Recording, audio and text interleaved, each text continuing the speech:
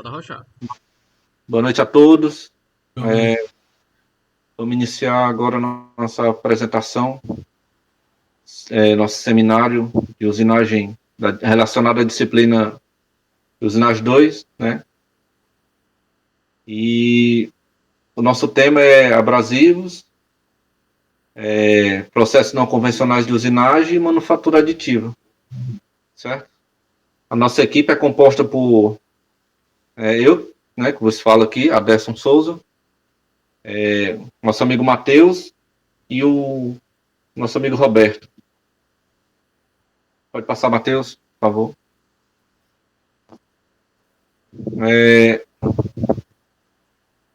Vou começar falando sobre os processos abrasivos, certo? Pode passar, Matheus.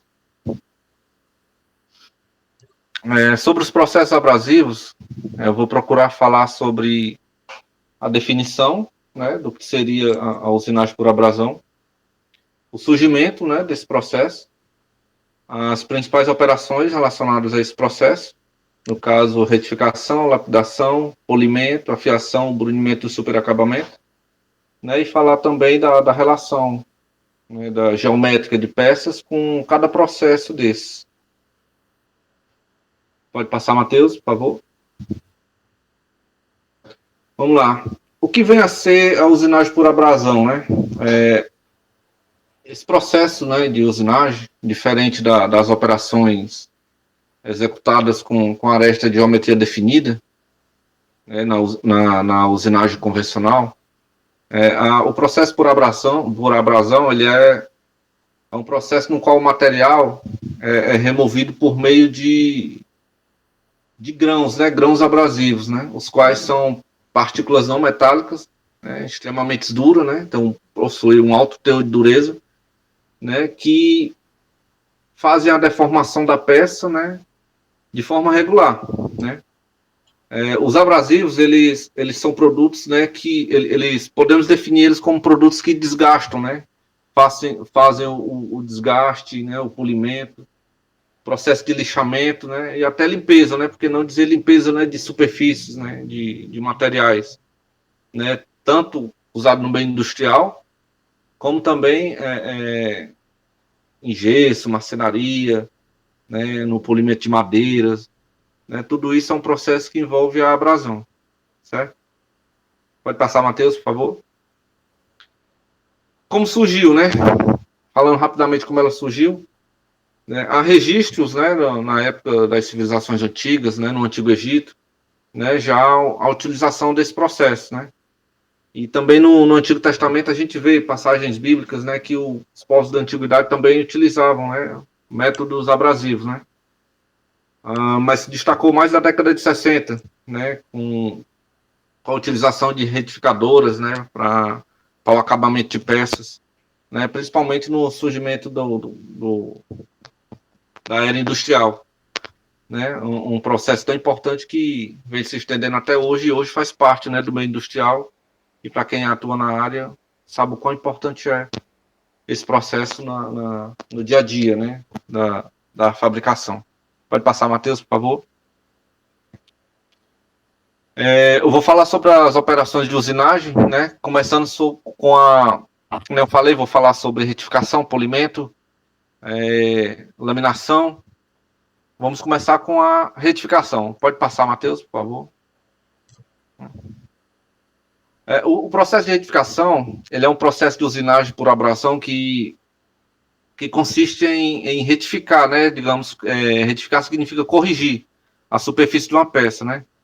Ele corrige ela, né? Corrige as irregularidades da superfície da peça, né? Com o principal objetivo de reduzir a rugosidade ou saliência, os rebaixos da superfície usinada, né? Ele dá um acabamento melhor, né, na superfície, né? Isso no termo de quando a gente fala de exatidão, né, do processo. Peças que tenham sido deformadas, né, durante algum processo ou tratamento térmico, ele também corrige, realiza a correção, né? Remove camadas, né, finas, né, e dá-se um acabamento mais preciso, né? dá um acabamento bem rigoroso, né? Podemos dizer que a retificação ela atua dessa forma. Pode passar, Matheus, por favor. O responsável pela a retificação são as retificadoras, né? Retificadoras ela é a máquina empregada para realizar a usinagem da peça, né? Através do meio do processo de retificação. A retificadora ela faz a retificação, né? Dando esse melhor acabamento, né? E é a máquina responsável por esse processo. Pode passar, Matheus, por favor.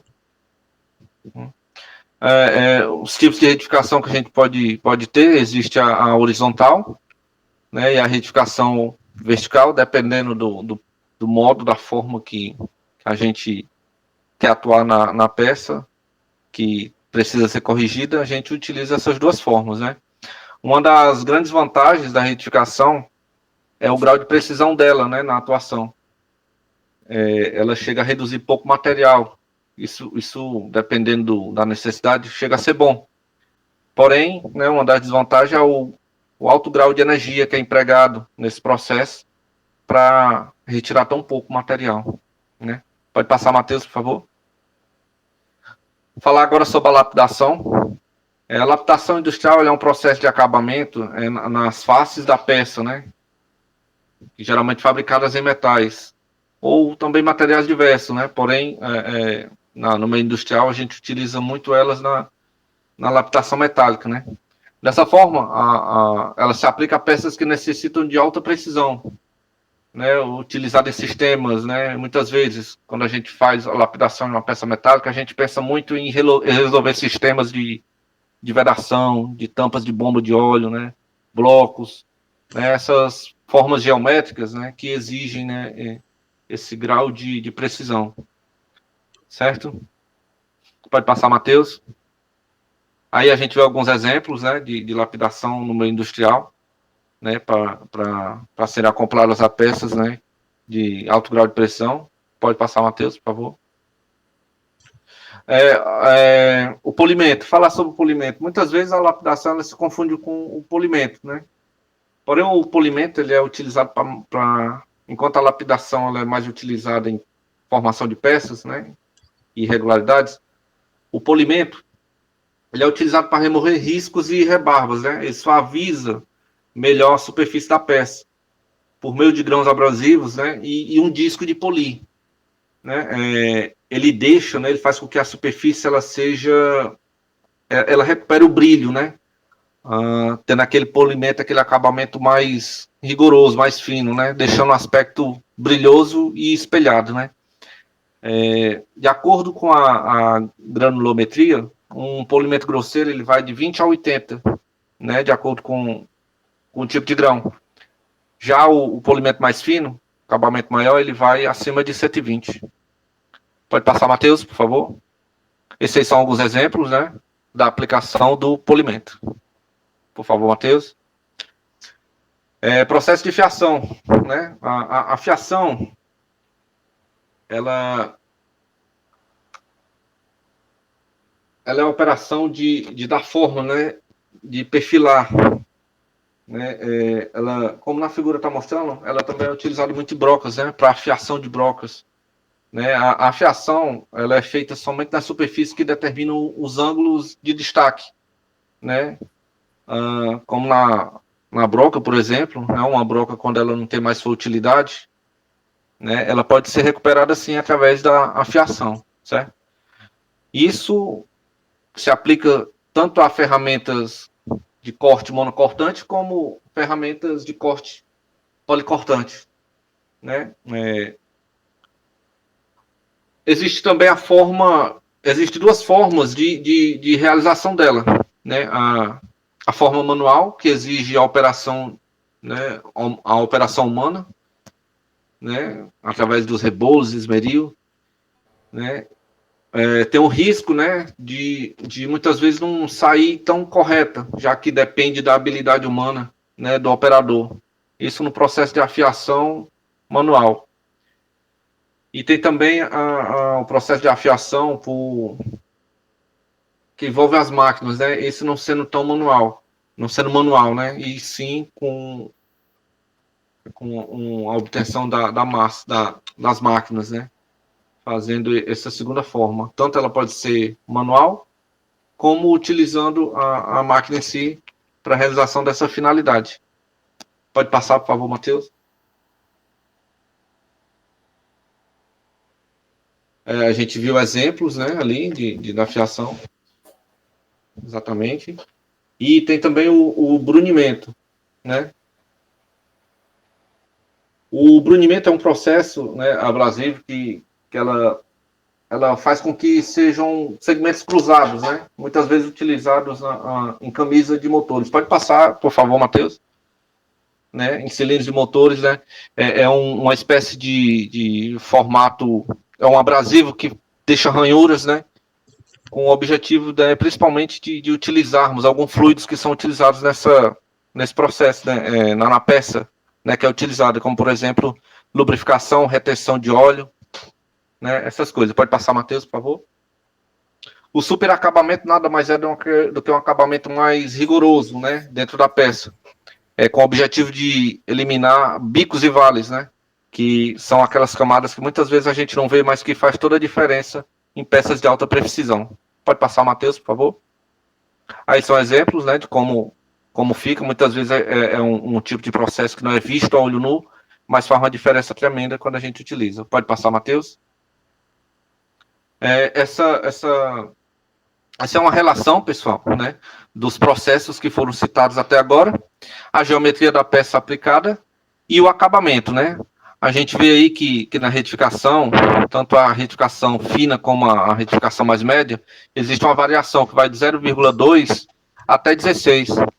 O brunimento vai de 0,1 a 0,8, isso falando em termos de micrômetro. Né? O superacabamento, você vê que vai de 0,03 a 0,2.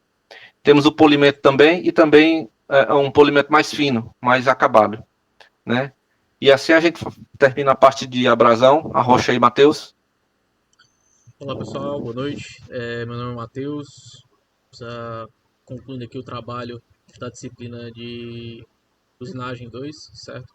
E eu vou falar um pouco sobre os processos não convencionais de usinagem. Quando a primeira coisa que a gente fala de usinagem, a gente remete sempre a quê? Sempre a remoção de material. A gente remete sempre a máquinas como fresadoras, serras e tornos, certo? Que são máquinas que utilizam da energia mecânica para remover esse material. E nesses casos, a ferramenta sempre faz contato com a peça e o cisalhamento resultante desse material faz com que o material seja removido. Daí se vem a usinagem. A usinagem é o processo de remoção do material, certo? Mas com o passar do tempo e com o grande desenvolvimento dos materiais, seja nas propriedades térmicas, químicas e mecânicas, alguns desses materiais eles ficam mais difíceis de serem usinados, mais difíceis de serem conformados. Daí se vem a usabilidade dos processos não convencionais. Os processos não convencionais eles são divididos em dois, em usinagens não convencionais de ação única e usinagens não convencionais híbridas. De ação única, o nome diz por si só, utiliza só um tipo de usinagem. E usinagem híbrida utiliza dois ou mais processos, como se fosse uma combinação de processos. Usinagens não convencionais de ação única são divididos em três. São usinagens mecânicas, térmicas e químicos e eletroquímicos, certo? Na usinagem mecânica a gente pode ter como exemplo a usinagem por ultrassom e a usinagem pelo jato d'água, certo? A usinagem por ultrassom utiliza o meio abrasivo, usinagem mecânica, certo? Para remover a peça, certo? E a usinagem de corte ela utiliza a água. A usinagem de corte água utiliza a água para conformar a peça. Na usinagem térmica, a remoção do material ela ocorre pelo derretimento ou vaporização do material da peça. Muitos desses fenômenos secundários, quando você utiliza a usinagem térmica, ela costuma também, às vezes, ter como algumas microfissuras e algumas zonas afetadas por calor. A A fonte de calor exigida para a remoção do material podem ser diversas, como plasma, como fótons ou íons. E também tem que se destacar o meio que é utilizado nessa usinagem. Essas usinagens utilizam meios diferentes. A usinagem térmica ela tem alguns exemplos, aqui eu posso exemplificar 5. Por exemplo, a usinagem por eletroerosão, certo? Ela utiliza o plasma como fonte de calor e o meio utilizado dele é um meio dielétrico para fazer a remoção de material da peça. Temos também a usinagem com feixe de elétrons. Ela utiliza o feixe dielétrico para fazer a remoção, a fonte de calor, e o meio é o vácuo para fazer essa remoção dessa peça, a remoção do material dessa peça. Temos também a usinagem feixe a laser, que ela utiliza os fótons como fonte de calor e o meio da peça é o ar. Temos também a usinagem a plasma, que utiliza o plasma como fonte de calor e tem um gás para controlar a atmosfera. E temos também a usinagem feixe de íons, que ela utiliza os íons como fonte de calor e utiliza o vácuo como o meio que a peça fica. Veja, repare bem que alguns desses processos são bem complexos e precisam manter a peça no vácuo para que ocorra esse tipo de processo. Agora a gente vai para a usinagem química e eletroquímica. Elas usam dissolução química e eletroquímica para fazer a remoção do material, certo? As duas utilizam íons, só que uma utiliza um eletrólito como meio para a peça ficar.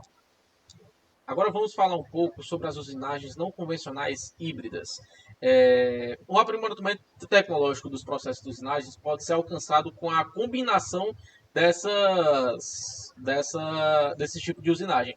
Um processo de corte mecânico convencional, simples ou abrasão mecânica, pode ser combinado com a respectiva usinagem por eletroerosão ou dissolução química. A razão de combinação disso é simples. Você vai combinar tecnologias para favorecer a fabricação desse material. Nessas usinagens não convencionais híbridas, a gente tem dois tipos, que é a usinagem térmica híbrida, que é quando o mecanismo principal de remoção do material é o térmico, e os processos híbridos químicos e eletroquímicos, que é a fase principal de remoção do material é a dissolução química ou a dissolução eletroquímica. A gente vai citar primeiro de processo de usinagem, o processo de usinagem por ultrassom, e como a gente relembrou, é um processo de remoção mecânica, certo? A usinagem de ultrassom é a remoção de um material duro e frágil utilizando ferramenta que oscila axialmente em frequências ultrassônicas. Aqui a gente vê o sistema de usinagem de ultrassom, como é que ele funciona. Durante a oscilação, uma lama contendo água, tá aqui uma lama abrasiva contendo água e abrasivos, é alimentada continuamente na zona de usinagem entre uma ferramenta macia e a peça.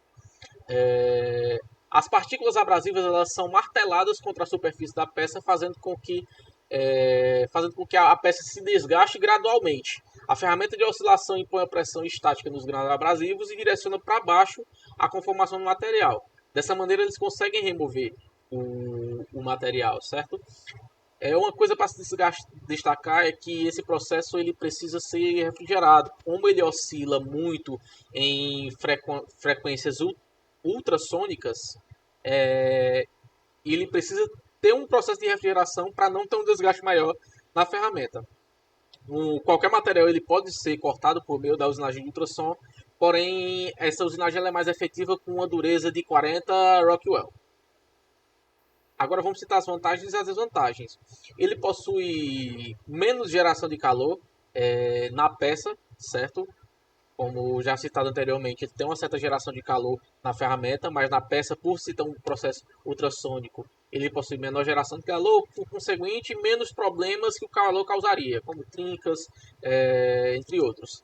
A gente tem menos esforço necessário, certo? Não tem uma força cisalhante resultante muito excessiva como o processo de usinagem convencional, e a gente tem um melhor controle do cavaco, certo? Quanto melhor o controle do cavaco, mais a gente tem controle sobre o material que é jogado fora. As desvantagens é que o custo inicial é muito elevado, a complexidade de implementação de um projeto desse é muito difícil, certo? Com limitações de projeto, limitações de manutenção, dentre outros. Possui restrições de tamanho e forma, a fragilidade das ferramentas ultrassônicas, certo? Custo de manutenção e necessidade de refrigeração. Agora vamos falar sobre a usinagem com jato d'água. Na usinagem com jato d'água, é uma usinagem que é uma usinagem de corte, que ela é feita com jato de água que chega a 900 metros por segundo. Quando o fluxo atinge a superfície da peça, a poça erosiva da água remove rapidamente o material. E a água, nesse caso, ela funciona como uma serra e corta o material, certo? Além de água, outros fluidos podem ser usados, dependendo de que for a aplicação. Pode ser álcool, glicerina e outros óleos vegetais. O sistema de usinagem é o seguinte: a bomba hidráulica, a gente tem aqui a imagem abaixo, certo? A bomba hidráulica ela fornece óleo e esse óleo é usado para aumentar a pressão no intensificador, certo? O intensificador ele tem um papel de receber a água, certo? Receber a água pela entrada de água aqui e expelida usando o acumulador. O acumulador tem a função de manter o fluxo contínuo, tá? Tem a função de manter o fluxo contínuo de água a alta pressão e eliminar flutuações de pressão. É uma água que está numa pressão elevada, então qualquer variação de pressão acima de um certo nível pode até dar um golpe de ariete, dependendo da tubulação. As linhas de transmissão de alta pressão transportam a água em direção ao cabeçote de corte, certo? Depois dessa linha de transmissão, eu vou chegar no bocal, que o bocal proporciona um fluxo de água coerente de forma a otimizar os materiais, certo? Nesse bocal, geralmente, é um bocal de safira sintética. E o dreno, no final, né, depois que você corta, funciona como reservatório de coleta dos resíduos provenientes da usinagem. Agora vamos para vantagens e desvantagens. A grande vantagem é que a capacidade de corte é multidirecional, certo? Nenhum calor é produzido na peça a ponto de danificar. Tem um certo calor, mas não tanto a ponto de danificar a peça. Cortes podem ser iniciados em qualquer lugar, sem a necessidade de um pré-furo. A rebarba produzida é mínima, certo? A fixação do material é simples. E tem como desvantagem que não é apropriado para a produção em massa devido a elevados custos de manutenção, certo? E tem um limite de espessura, geralmente depende muito da máquina, mas o limite de espessura dela é de 50 milímetros por corte e possui muitos ruídos e vibrações. Agora vamos falar sobre a usinagem a jato e abrasivo. A usinagem a jato abrasivo, ela utiliza um fluxo de grãos abrasivos carregados por um gás ou ar de alta pressão. É focalizado na superfície de trabalho e o material da peça é removido pela remoção mecânica de abrasão proveniente do impacto das partículas abrasivas em alta velocidade. A aplicação melhor realizada por esta é a usinagem de furos em materiais muito duros e é tipicamente usada para cortar, limpar, rebarbar e cortar vidros, cerâmicos e materiais duros. Elas possuem algumas vantagens e desvantagens, certo? Devido ao processo, as principais, né, que é a usinagem não reativa com nenhum material da peça, certo? Ou seja, não possui não possui nenhum dano colateral de desvantagem. E a desvantagem principal também é que a taxa de remoção ela é lenta, certo? Vamos agora falar da usinagem química. A usinagem química é a dissolução controlada do material de uma peça pelo contato com reagente forte, certo? Revestimentos especiais chamados de máscaras protegem as áreas nas quais o material não deve ser removido, tá? Então a máscara, a gente vai colocar a peça num reagente químico, certo? Onde esse reagente a peça vai ficar submersa. Durante a usinagem química, a profundidade do ataque ela é controlada pelo tempo de imersão, como uma das formas de prevenir usinagens não desejadas. Aí a gente tem as vantagens e as desvantagens. Como vantagem principal que eu vi dessa usinagem, que existe uma baixa porcentagem de rejeitos, certo? Existem várias peças com detalhes, dá para fazer várias peças com detalhes delicados a serem usinadas ao mesmo tempo, certo? Dá para fazer remoção simultânea de material em todas as superfícies, aumentando a produtividade. A desvantagem é que apenas cortes rasos são praticáveis. O manuseio e a disposição de produtos químicos pode ser problemático, certo? Uma problemática em alta escala, isso aí, quanto a produtos químicos. E vamos agora para a usinagem eletroquímica, certo? Vamos aqui, só um minuto, vamos lá. A usinagem eletroquímica, é um processo moderno de usinagem que se baseia na remoção de átomos da peça, através da dissolução eletroquímica, tá? A dessa é no mínimo 20 minutos, não tem problema com o tempo não, viu? Só para te deixar tranquilo, beleza? Vamos lá. Continuando. A usinagem eletroquímica é um processo moderno de usinagem que se baseia na remoção de átomos da peça através da dissolução eletroquímica, tá? É uma usinagem química, só que ela vai ter, ao invés de usar uma coisa, ela vai usar eletrólitos, tá? E desses eletrólitos vai ter a taxa de remoção do material. A figura mostra os principais componentes da usinagem eletroquímica: o sistema de controle de avanço, o sistema fornecedor, o sistema de fonte de energia e o sistema de fixação da peça. Vamos agora falar da usinagem por eletroerosão. O princípio da usinagem por eletroerosão é baseado na erosão dos metais por meio de descargas elétricas. Tá? É de amplo conhecimento que dois condutores com diferença de potencial adequado podem provocar um arco voltaico quando unidos. E deve-se perceber que o princípio de funcionamento do processo também é seu limitante. Apenas materiais condutores conseguem realizar a eletroerosão, certo? Isso é uma limitação muito forte. Agora a gente tem a eletroerosão por penetração, que existem dois tipos de eletroerosão, a por penetração e a fio. Por penetração, consiste em uma ferramenta modelada, um eletrodo, e o material a ser usinado conectado a uma fonte de corrente contínua e mergulhado em um fluido de elétrico, certo? Quando a diferença de potencial entre a peça e o eletrodo é suficientemente alta, o dielétrico se rompe e uma descarga atravessa, certo? E assim remove pequena quantidade de material da peça. A eletroerosão a fio, ela ocorre basicamente do mesmo jeito, com a diferença de potencial, só que vai ter um fio de cobre que vai passar pela peça e vai realizar o corte, certo? Agora vamos citar a usinagem por feixe de laser. A usinagem por feixe de laser é uma boa solução, uma vez que está associada a propriedades dos materiais, tais como condutividade térmica e calor específico. Um feixe de luz coerente e altamente colimado e monocromático é gerado e focalizado em um ponto pequeno. E os lasers, dessa maneira aqui, você gera o laser passa por uma lente focal e essa lente chega na peça. O sistema de usinagem desse tipo de usinagem é o seguinte: como mostrado aqui na figura ao lado, a luz não refletida ela é absorvida, certo? O que causa aquecimento na superfície da térmica, ou seja, é um processo de usinagem térmico. Com uma quantidade de calor suficiente, a peça começa a derreter e evaporar, formando assim a remoção do material. A grande vantagem daí é que não existe desgaste da ferramenta e quebra. Furos podem ser posicionados com acurácia através de um sistema de laser. Furos bem pequenos com um grande prolongamento podem ser produzidos, certo? A usinagem é extremamente rápida e em tempos de setup são economicamente viáveis. E a desvantagem é que o alto custo de equipamento, um furo que não transpassa todo o material necessita de profundidade, é difícil ser usinagem, tem a limitação da espessura do material, certo? E tem a limitação também de como é um material que depende da condutividade térmica e do calor específico, então ele é completamente dependente do material, de como o material vai reagir a esse feixe, certo?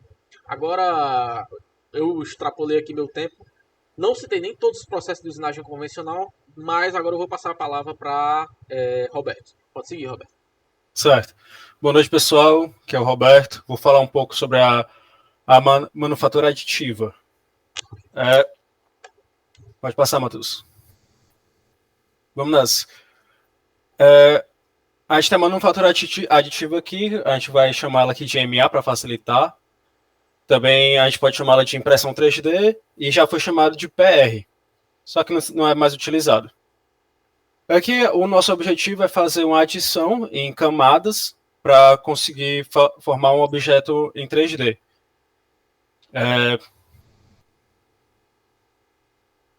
Aí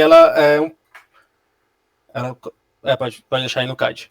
Aí aqui a gente vai fazer as partes das etapas, que consiste em primeiro a gente faz um modelo no CAD, né? E que vai fazer a parte da descrição da geometria externa. E pode ser utilizado qualquer CAD profissional que tenha esses tipos de arquivo, que vai ser o STL, que vai ser a conversão que a gente vai utilizar, que a máquina suporta. Pode passar aí, Matheus. O STL ele é basicamente um software utilizado que ele define a velocidade da impressão, as camadas, preenchimento da peça, etc. E a maioria dos sistemas são feitos nesse formato. Pode passar. Aí aqui na terceira etapa a gente vai pegar esse arquivo em STL, vai passar para um pendrive ou um SSD e jogar na máquina. Aí a máquina a gente só vai fazer algumas configurações básicas sobre, por exemplo, se for um FFF, que é a produção por filamento, a gente vai ajustar a deposição, a temperatura, as espessuras da camada e a velocidade do avanço da máquina. Pode passar. A produção da peça é um processo contínuo e automatizado. A gente não vai interferir depois que ela começa a rodar em mais nada. A única coisa que a gente tem que se preocupar é com os erros que podem vir a acontecer, que quedas de energia, ou o software falhar e tal, ou a peça sair do local. A gente tem que ou tentar fazer de novo e alterar essas coisas, ou vou ter que fazer outra peça para descartar esses erros. Pode passar, Matheus. Aqui é o próximo processamento, né, que a gente vai tirar a peça já. A gente vai esperar a peça ser concluída, aí depois o pós-processamento é a parte que a gente vai remover a peça e os suportes que fixam a peça. E a parte da aplicação é se a peça necessitar, que geralmente precisa, de um lixamento e tal, e tirar rebarbas e essas coisas. Pode passar, Matheus. Aqui é um pouco da história, né, que a gente tem a topografia e a fotoescultura, né? A topografia do Blender, por exemplo, que é utilizada as vistas de topo, para a gente ver a superfície tridimensional, que ela se adequa na impressão 3D, porque a gente faz exatamente isso, a gente vai passando os filamentos e fazendo várias camadas. Aí a fotoescultura como que eu posso dizer, é uma foto em 360 da superfície para você ver o objeto em todos, no ângulo de 360 graus, para você poder fazer como posso dizer, para você esculpir, né, essa parte antiga. Aí a gente se inspirou nisso, né, que foi o Chuck Hall, pode passar. O Chuck Hall, que ele é o pai do 3D, digamos assim, que ele começou o projeto dele porque ele achava muito tedioso a função dele, que era fazer... Qual é o nome? Só um segundo. Os protótipos de peças plásticas que ele fazia. Aí ele criou esse modo de fazer em SLA, que é com resina. Que você joga o laser na resina e vai passando, e ele vai cristalizando e formando a peça em 3D. Pronto. Bem aqui dizendo SLA. Aqui é baseado em líquidos, né? Essa parte é o SLA, e temos o sistema de jateamento também, tecnologias de processamento de luz, a DLP e o jateamento de alta viscosidade. São 3 processos principais. Pode passar, Matheus. Esse é o de líquidos. Temos o baseado em pó, né, que é o SLS. Temos aqui vários citados, que é o sistema de depósito de metal fundido, fusão por feixe de elétrons, fusão seletiva a laser e etc. Pode passar. Aqui é o processo que mais a gente vê, né, justamente porque é mais de fácil acesso até, que é o depósito de fundidos, que é a tecnologia de empilhamento de folhas. E a outra é a tecnologia de empilhamento de folhas. Aqui é aquela famosa máquina de filamento também, que pode ser utilizada, que a gente tem na faculdade, e que muita gente que curte a parte da impressão 3D tem em casa, que não é uma máquina tão cara assim para se começar a fazer isso. Aqui são as classificações de processamento da deposição de camadas de material, e é dividido em 7 categorias, que eu vou citando aqui e dando um resumo básico. Pode passar, Matheus. A primeira é o jateamento de aglutinante, que é um método que consiste em...